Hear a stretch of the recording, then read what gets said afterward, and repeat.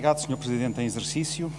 O PREF-PAV constitui um programa de regularização extraordinária de vínculos laborais precários que permite aos trabalhadores da administração pública e do setor empresarial do Estado regularizarem o seu vínculo laboral com o Estado. Programa cuja última fase deveria decorrer até ao final de 2018. O Governo começou por manifestar disponibilidade para resolver um panorama aprofundado pelo anterior Governo da direita, que envolvia dezenas de milhares de trabalhadores, pois bem sabemos que a atual situação ganhou uma nova dimensão com as políticas e opções do Governo PSD-CDS. É que, quando falamos da precariedade laboral, estamos a falar de relações laborais à margem da lei, de atropelo dos direitos de quem trabalha, da degradação das condições de trabalho e estamos a falar do aumento dos níveis de exploração. O mais grave foi o próprio Estado ter dado o exemplo em matéria de precariedade, colocando milhares de pessoas a trabalhar em hospitais, centros de saúde, escolas e em tantos outros serviços públicos para responder a necessidades permanentes, mas com vínculos absolutamente precários. Já com o processo do PREF-PAV, começou-se por se fazer uma seleção para se disponibilizar a resolução do problema da precariedade, mas que tem abrangido menos de metade destes trabalhadores. As comissões de avaliação bipartida afetas a cada Ministério, que analisam se o trabalhador assegura funções permanentes nos serviços e se possui ou não um vínculo adequado, receberam 33.478 requerimentos. Em novembro, a Secretária de Estado da Administração Pública afirmara que, de 14 mil processos com luz verde, 12 mil haviam sido aprovados pelo Governo. Todavia, destes, apenas 6 mil postos de trabalho foram ou estavam em fase de concurso.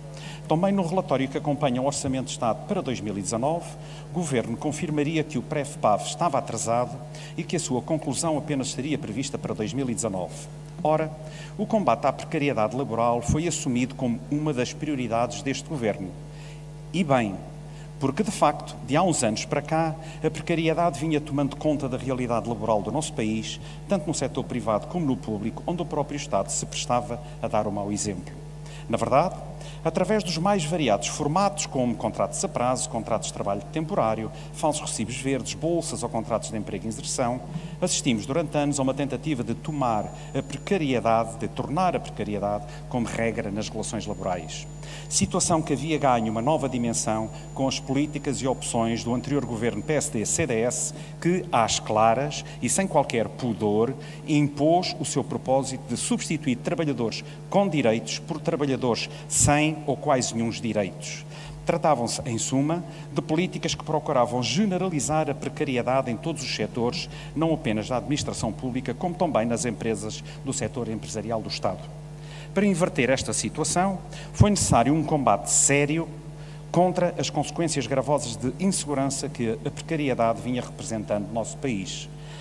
Até porque o seu aumento pôs em causa postos de trabalho, fez aumentar o desemprego, forçou a imigração, criou instabilidade nas famílias, o que significa hoje que, combatendo eficazmente e de forma politicamente empenhada, estaremos também todos a apostar na redução do desemprego.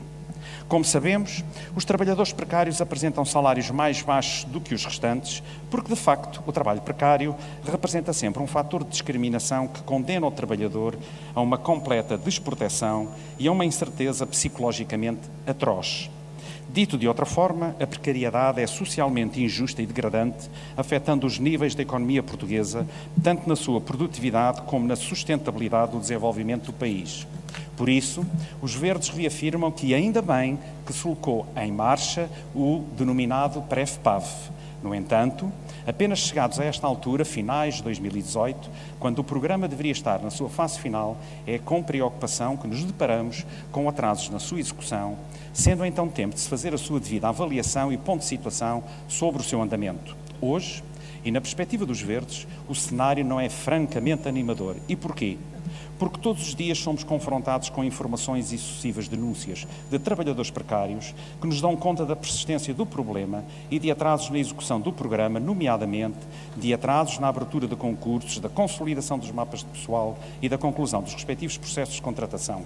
Os trabalhadores precários deparam-se ainda hoje com demoras incompreensíveis na emissão de pareceres por parte das comissões de avaliação bipartida, o afastamento indevido de pessoas do seu posto de trabalho e até resistências por parte de dirigentes de vários setores no que diz respeito à aplicação da lei. Aliás, persistem muitos trabalhadores do setor empresarial do Estado, cuja integração deveria estar concluída no final de maio passado, mas continuam a trabalhar sem o devido vínculo efetivo. Não se estranhe, por isso, a indignação de muitos trabalhadores que continuam hoje sem ver a luz ao fundo do túnel e que, inapelavelmente, recordam que há mais vida para além do déficit ou do pagamento da dívida externa. A precariedade tem vindo a representar uma prática recorrente, usual e quase institucionalizada, como forma de desresponsabilizar a entidade patronal e acentuar a exploração de quem se vê forçado a trabalhar sem direitos. Apesar de tudo, continuamos a assistir, por parte de muitas entidades empregadoras, a uma utilização abusiva dos contratos a termo. Contratos que são utilizados para preencher postos de trabalho e funções permanentes. Estamos, acima de tudo, perante centenas de casos de precários com subcontratações, falsa prestação de serviço em empresas com externalizações, falsos recibos verdes, havendo casos de precários com vários anos de serviço ou que sofreram represálias com cortes nos pagamentos e onde o Estado deveria ser o primeiro a dar o exemplo. Nestes processos, o trabalhador perde direitos ou não chega sequer a adquiri-los, perde segurança no emprego e perde em termos salariais. Como sempre se vem afirmando, a necessidades permanentes de um posto de trabalho dos serviços deveria corresponder um vínculo efetivo, com base no princípio do direito ao trabalho e ao emprego com direitos. Em suma, a execução de políticas de pleno emprego, como previsto no artigo 58º da Constituição da República Portuguesa. É este o sentido fulcral da moção que hoje apresentamos. E porque não é possível um desenvolvimento sustentável do país sem os justos direitos dos trabalhadores pela estabilidade e dignidade do seu posto de trabalho, será toda a justiça que o Governo cumpra atempadamente o programa de regularização extraordinária de vínculos laborais precários. Finalmente, os Verdes apresentam também uma recomendação pelo reconhecimento e aplicação plena dos direitos humanos que hoje, mais do que nunca, necessitam ser valorizados e aplicados no dia-a-dia, tal como consignado na Declaração Universal e na Constituição da República Portuguesa, saudando desta forma o 70º aniversário da Declaração Universal dos Direitos Humanos e apelando para que todos nos associemos à campanha internacional a promover pela ONU de homenagem a este documento fundamental. Por isso, Sr. Presidente em exercício, se estiver a ouvir, propomos também que a Assembleia expresse um voto de congratulação pela entrega ontem do Prémio Nobel da Paz à ativista iraquiana Nadia Murad e ao médico congolês Denis Mukwege, que exigiram o fim da impunidade dos autores de abuso sexual nos conflitos armados. Muito obrigado, Sr. Presidente em exercício. Ora, em primeiro lugar, gostaria de agradecer as intervenções feitas quer pelo Sr. Vereador, quer pelos Srs. Deputados. E a começar também brevemente em relação à questão levantada pelo deputado Lewis Newton, que talvez não tenha reparado que quando nós fizemos essa referência, nos estávamos a referir, passa o pleonasmo, que o governo anterior aprofundou, foi o termo que utilizámos, as situações de precariedade. Está lá, logo no início da intervenção foi o que nós dissemos. O deputado Diogo Moura refere 31 mil, eu disse na intervenção que eram mais, 33.478, e que por isso, e que há atrasos, e por isso desses sempre insistimos, os Verdes insistem, em qualquer plenário, para uma solução consensual entre as partes e que seja favorável aos trabalhadores. E porquê? É que não duvidemos de que a substituição de trabalhadores com direitos por trabalhadores sem direitos foi uma opção política com fins economicistas. Há anos que existem trabalhadores precários que assumem funções sem possuírem um contrato coletivo, efetivo. Há décadas que milhares de trabalhadores asseguram o funcionamento diário da manutenção de edifícios públicos, de unidades de saúde, de escolas, de universidades, dos serviços da segurança social, dos museus e monumentos nacionais, dos serviços de ordenamento do território e desenvolvimento regional. São os casos dos trabalhadores da Lusa, da RTP, do IPMA, do Instituto de Segurança Social, do Instituto de Emprego e Formação Profissional, do CEF, do Serviço Nacional de Saúde, da Escola Pública, do Sistema Científico e Tecnológico Nacional e de outros serviços públicos, contando apenas com a incerteza e a precariedade contra a qual lutam.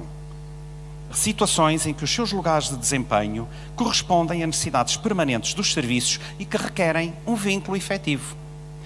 Como a contratação desses trabalhadores deve ser assumida não como como uma opção, mas como uma obrigação, e porque persistem situações inaceitáveis que exigem uma solução consensual, foi para resolver estas discrepâncias que foi criado o PREV-PAV, que agora os verdes também exigem que seja executado e que seja cumprido. A luta contra a precariedade e pelo pleno emprego com direitos é um combate central da democracia que não se compadece com adiamentos. Aliás, a plataforma dos precários do Estado tem vindo a alertar para o problema do atraso na aplicação do PREV-PAV, a falta de transparência, os critérios de avaliação, para o bloqueio da consulta de processos, a não aplicação do regime de proteção que deveria impedir os despedimentos de todas e todos os trabalhadores que aguardam uma resposta ao seu requerimento, as sucessivas tentativas de boicote ao programa por parte de alguns dirigentes de diversos setores, as tentativas de exclusão de alguns tipos de vínculos e setores profissionais, que são situações irregulares e necessidades permanentes abrangidas pela legislação do programa e mesmo do setor empresarial do Estado, onde se encontra uma parte muito significativa das situações a regularizar. Aliás, apenas pretendem ver executada a aplicação do PREV-PAV como garantia da resolução de todas as situações irregulares de milhares de trabalhadores e trabalhadoras que asseguram todos os dias a existência dos serviços públicos sem os devidos direitos e sem o reconhecimento das funções que desempenham. Aliás, a Constituição da República Portuguesa, que algumas pessoas, se calhar, não costumam consultar ou não conhecem aqui nesta sala, tão bem como o deviam, aponta-nos o caminho, quando nos diz, vou citar, todos têm direito ao trabalho e que para assegurar o direito ao trabalho incumbe ao Estado promover a execução de políticas de pleno emprego.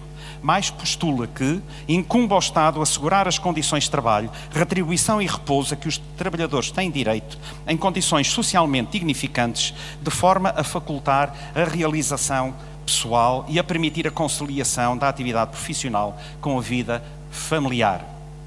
Daqui decorre um enquadramento para a contratação destes trabalhadores que respondem a necessidades permanentes, o que constitui não apenas o reconhecimento dos seus direitos básicos, como uma condição essencial para a qualidade da prestação de serviços públicos aos cidadãos. Por isso, os verdes mantêm nesta matéria o princípio que sempre assumiram desde o início da discussão do PREV-PAV, ou seja, que o Estado pode e deve contribuir para acabar com os vínculos precários nas relações laborais. É este o sentido fulcral da nossa moção. Omiti no início a intervenção do vereador João Paulo Saraiva sobre a integração dos precários da Câmara. Não era esse o sentido da nossa intervenção, mas porque não podemos fazer intervenções sobre as freguesias. Mas há uma ou outra freguesia de que os precários se queixam que continuam com atrasos graves na implementação deste programa. Obrigado, Sr. Presidente, em exercício.